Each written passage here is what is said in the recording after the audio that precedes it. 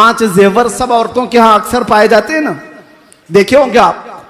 गले में नेकलेस, दोनों हाथों में चूड़ियां, दोनों पैरों में पायल, तकरीबन सब औरतें पहनती हैं। तारीख आप पढ़ करके देखो, यूनान की उस वक्त की पॉश हुकूमतें भी और पहले के दौर की हुकूमतें भी ये मीटिंग करती थी औरत को इंसान समझा जाए कि नहीं समझा जाए। और उस दौर में बाज लोगों ने कहा कि ठीक है ये इंसान है, लेकिन इसको साथ में अगर कहीं ले जाना है बाजार में तो 5 जंजीरें पहनाकर, एक गले में, 2 हाथों में और 2 पैरों में 5 जंजीरें डाल करके औरत को बाजार ले जाया जाता था। औरत की यह हैसियत थी। मेरे मुस्तफा सल्लल्लाहु अलैहि वसल्लम ने इन जंजीरों को तोड़ा और उन जंजीरों को औरतों की जेवर बना दिया गया है। शक्ल तो बाकी है लेकिन जंजीर नहीं है।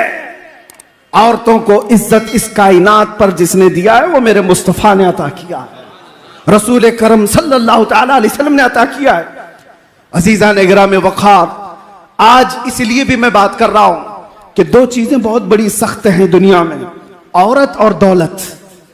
इस पर कंट्रोल अक्सर लोग खो जाते हैं, यहीं से तो गुमराही आती है। इन 2 चीजों की लिमिटेशन मेरे आका ने जो तय की है वो कितनी बेहतरीन है। मदीने की एक यहूदी औरत है, चिट्ठी लिखती है अबू बकर सिद्दीक रज़ियल्लाहु ताला अन्हु जब खलीफा वक्त हैं, कहा कि मैं मदीना छोड़कर यमन जाना चाहती हूं मेरे खानदान के पास, मुझे यहां सेफ नहीं लगता, सब मुसलमान हैं, मैं जाना चाहती हूं। सिद्दीक अकबर ने उसका रास्ता नहीं रोका, कहा कि ठीक है जा सकती है, लेकिन तन्हा औरत है, कौन जाए इसके साथ। 2 जवान सहाबा को साथ में कर दिया कि यमन तक इस खातून को पहुंचा कर क्या हो। अब वो औरत और डर गई। मुसलमानों के बारे में जो एक परसेप्शन है, एक बना बनाया हुआ प्रोपेगेंडा है कि औरतों को देखेंगे तो ये पागल हो जाएंगे, कुछ भी कर लेंगे। दुनिया ने इस तरह से बना रखा है, हकीकत में खुद गंदे हैं। 2 जवान सहाबा को उस औरत के साथ कर दिया गया। औरत को ऊंट पर बिठाया गया है, कजावा सजा है, दोनों जवान चलते हुए जा रहे। यमन तक जाना है मदीने से, जहां जहां चौकियां आती, चेकिंग पॉइंट आते, ये दोनों नौजवान बात करते, खलीफा अव्वल सिद्दीक अकबर की मेहमान है, यमन जा रही है, ऊपर नहीं देखा जाता, रास्ते खोल दिए जाते। कई दिन की मसाफत के बाद जब यमन पहुंचते हैं तो वो खातून कहती है कई दिन का सफर कर लिया मदीने से यमन तक। वो औरत कहती है मैं खुदा को शाहिद बनाकर कहती हूं, एक बार भी इन दोनों नौजवानों में से किसी ने मेरी तरफ आंख उठाकर नहीं देखा नहीं। जब मैं उतरती, जब मैं चढ़ती, जब मेरी हाजतें होती तो ये नौजवान अपना चेहरा फेर लेते, एक बार भी इन्होंने देखा नहीं। यमन पहुंच करके वो अपने खानदान को जमा करती है और कहती है मैं तो ये सोच रही थी मदीना अब सेफ नहीं है, मैं अपने खानदान के पास आ जाऊं, लेकिन ऐलान करती हूं ऐ मेरे खानदान वालों, मैं भी वापस मदीने जा रही हूं, तुम भी वापस मदीने आ जाओ। औरतों की इज्जत अगर कहीं महफूज है तो वो दामन मुस्तफा में महफूज है।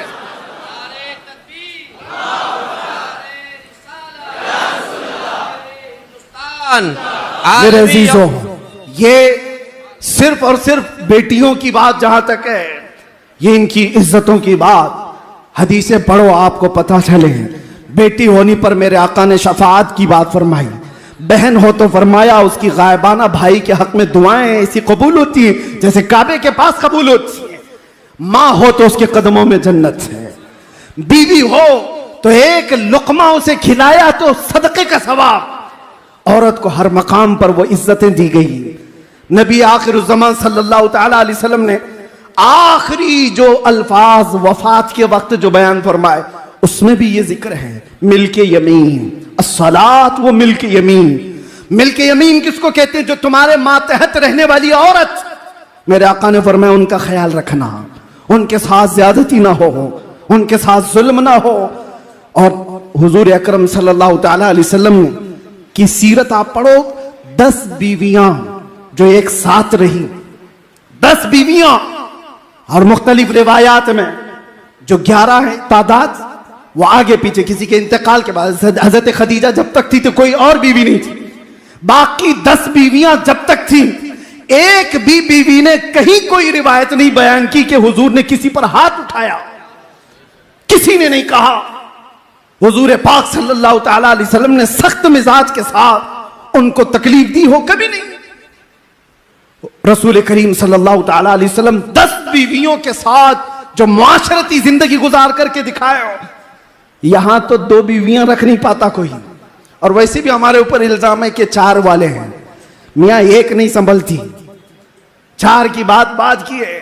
लेकिन रहमत आलम सल्लल्लाहु ताला अलैहि वसल्लम ने औरतों जैसी फितरत और सिफत जिसके अंदर है, अरे सब औरतों के अंदर एक नस्वानी सिफत सबके अंदर होती है।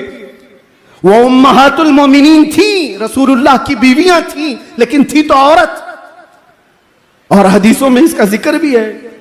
हजरत आयशा की बारी में हुजूर सल्लल्लाहु ताला अलैहि वसल्लम उनके घर है। हजरत ज़ैनब दूसरी बीवी है, उन्होंने गोश्त का एक ऐसा सालन बनाया जो हुजूर को बहुत पसंद था। उन्होंने सोचा आज मेरे घर में हुजूर तो आएंगे नहीं, बारी आयशा के घर है। थोड़ा सा सालन उन्होंने अपनी खादिमा को दे करके भेजा, आयशा के घर रसूलुल्लाह सल्लल्लाहु अलैहि वसल्लम, ये सालन हुजूर को पसंद है, पहुंचाओ। औरत होती है, खादिमा लेकर के आई। हजरत आयशा ने पूछा ये कहां से आया? कहा ज़ैनब के यहां से, कोनी मार के गिरा दिया। आज मेरे पास है रसूलुल्लाह, और मेहमान नवाजी जियाफत जो कुछ भी होगी वो आयशा के घर से होगी। मुख्तसर सी ये छोटी पोटी बातें। अस्सलामु अलैकुम वरहमतुल्लाहि वबरकातुहू। मेरे प्यारे अजीज दोस्तों, भाई और बहनों, जैसा कभी आपने हमसे बड़े आलिम मुहद्दिस आज़म मुफक्किर आज़म यानी मुफ्ती सलमान अज़हरी साहब के ज़बान से बयानात को समात के लिए मैं आपका मेहज़बान ख़ालिद तस्बीह आलम। आप अगर हमारे चैनल पर पहली मर्तबा ही चुके हैं तो आपसे गुजारिश है, रिक्वेस्ट है, अपील है कि आप इस चैनल को ज़रूर से ज़रूर सब्सक्राइब कर लीजिएगा, ताकि हर दिन आपको इसी तरह का एक अच्छा पैगाम मिलता रहे।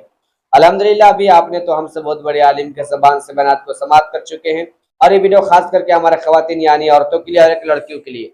क्या हमारे इस्लामी मजहब में औरतों के 5 चीज़ें पहनना ज़रूरी है? अगर नहीं पहनेंगे तो हो सकता है वो बहुत बड़ी गुनाह कर लेंगे, नुकसान में हो जाएंगे। तो औरतों को कौन सा चीज़ है, यानी जो सोना है, चांदी है, यानी जो कोई ऐसा श्रृंगार है, मेकअप करना है, उनके लिए जो जरूरी चीज़ है, क्या कर सकते हैं नहीं कर सकते हैं, तो इसके हवाले से ये सब डिटेल इन्फॉर्मेशन दे दी। तो क्या औरतों को जो सोना जेवरात होता है, क्या 5 चीज़ें पहनना जरूरी है? अगर नहीं पहनेंगे तो क्या गुनाहगार होंगे या फिर कोई ऐसा गलत काम कर लेंगे? क्या पहनना जायज़ है या हराम है, सही या गलत है? इसके हवाले से ये सब डिटेल इन्फॉर्मेशन दे दिए। तो मैंने सोचा चलो यार, आजकल के बहुत सारे ऐसे खवातीन है जो कि ज़ेवरात का शौकीन होते हैं, उनका बहुत शौक होता है।